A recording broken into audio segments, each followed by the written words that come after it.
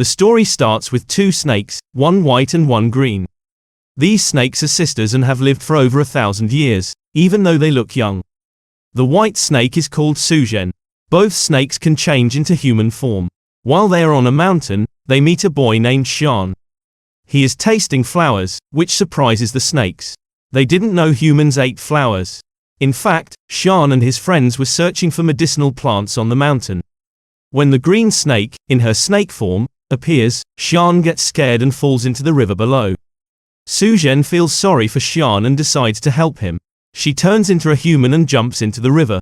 She saves Shan by breathing into his mouth. After saving him, she leaves. When Shan wakes up, he finds his friends around him. He asks about the girl who saved him, but his friends say they didn't see any girl and think he imagined it. That same day, there is a festival in the village. The master of the temple and his friends are also going to the festival because they believe monsters might attack the humans there. Shan is heading to the festival with the herbs he collected. Suzhen, the white snake, keeps thinking about how she saved Shan. She starts to fall in love with him and tells her sister, the green snake, that she wants to meet him again. So, they both go to the village festival. At the festival, the green snake meets one of the master's companions. She likes him and wants to be friends, but he says he can't talk because he is there to catch monsters. He doesn't know she is a monster. Later, the green snake sees Shan and tells him that her sister loves him and wants to meet him. Shan says he doesn't know her sister and refuses. The green snake pushes Shan's boat into the river to take him to her sister. When they get there, Suzhen confesses her love for Shan. Shan tells her that he loves someone else, the girl who saved his life. Suzhen realizes he is talking about her. She takes him into the river to show him she is the girl who saved him. Shan then understands and falls in love with her too. Meanwhile, the master's companions find some monsters and fight them.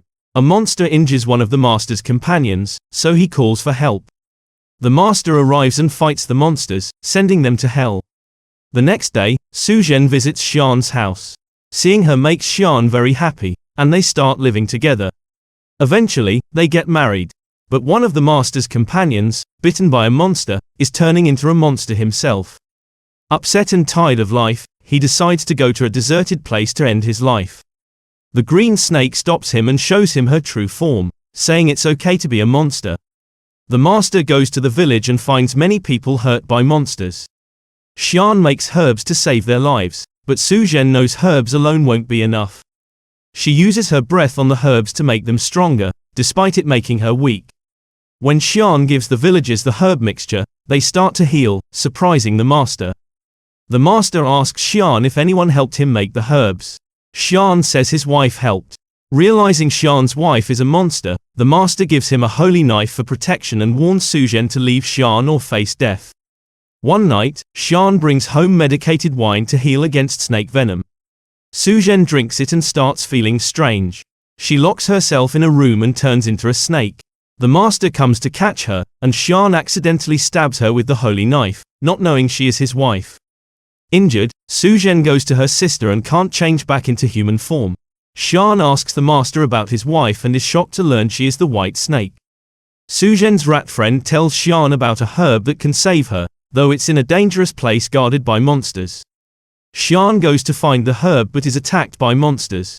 The master's companions save him, and the rat gives the herb to Suzhen, allowing her to become human again. Suzhen fights the master and his companions, knowing they want to separate her from Shan. She takes Shan to safety, but he loses his memory. After some time, he remembers everything. But because Suzhen is a monster, the master traps her in an ancient house forever. Shan spends the rest of his life outside the house, waiting for his wife. The master's companion, who turned into a good monster, spends his remaining years with the monsters.